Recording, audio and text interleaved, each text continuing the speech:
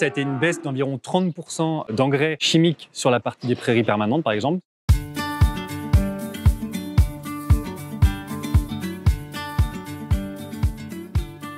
Aujourd'hui, on est dans le bocage vendéen avec Jordi. Il a 29 ans, il s'est installé en 2017 en GAEC. Il élève 180 blondes d'Aquitaine sur 270 hectares et il a particulièrement travaillé sur le bilan carbone de son exploitation. Alors Jordi, tu t'es installé il y a 6 ans. Comment ça s'est passé et qu'est-ce qui t'a donné envie? Donc moi, je me suis installé en 2017 sur une fusion de 2 GAEC. Ma motivation première, bien sûr, c'était le métier passion, celui dont je rêvais depuis tout petit, mais encore plus le métier d'éleveur, parce que moi, je suis amoureux de mes animaux, notamment de mes blondes d'Aquitaine.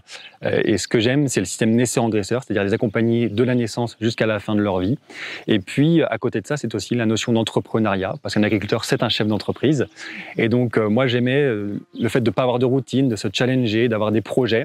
Et en plus de pouvoir avoir l'impact au quotidien de nos prises de décision, c'était quelque chose qui m'était cher. Alors aujourd'hui, sur l'exploitation, quelle est la place de l'innovation?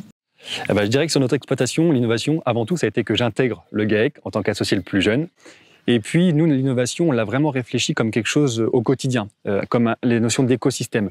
Et à côté de ça, on a ressorti 2 points, je dirais, ceux qu'on essaye de mettre le plus en avant. Bien sûr, le système de gestion GPS, de guidage, qui nous permet, grâce aux satellites, de passer moins souvent sur nos parcelles, sur nos cultures, ou s'il y en a vraiment besoin, de passer au bon moment et de mettre la bonne dose, par exemple, sur les produits phytosanitaires. Et puis à côté de ça, on a aussi fait un diagnostic CAP2ZR qui nous a permis d'avoir une cartographie de notre exploitation et de l'impact qu'elle pouvait avoir sur l'environnement qui nous entoure et sur la biodiversité.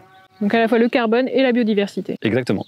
Et alors concrètement, sur l'exploitation, quels sont les résultats? Alors concrètement, sur l'exploitation, on a pu voir 2 impacts.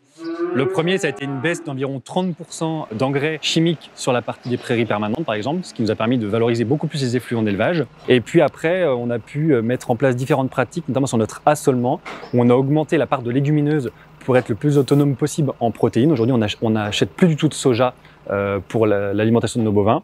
Et puis, on a pu aussi réduire le pas de temps entre le dernier vélage et le départ à l'abattoir, ce qui nous permet d'avoir réduit énormément le nombre de vaches improductives sur notre exploitation.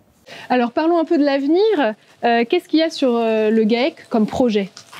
Alors, si on se projette un petit peu, nous, notre ambition, c'est de garder bien sûr notre autonomie et de travailler encore plus sur la notion d'écosystème entre nos 3 ateliers. Et puis, à court terme, on aimerait aussi multiplier par 5 notre production d'énergie pour être le plus autonome possible, notamment par le photovoltaïque qu'on pourrait installer sur nos toits. Mon projet vous a plu, alors tout l'été, votez pour moi!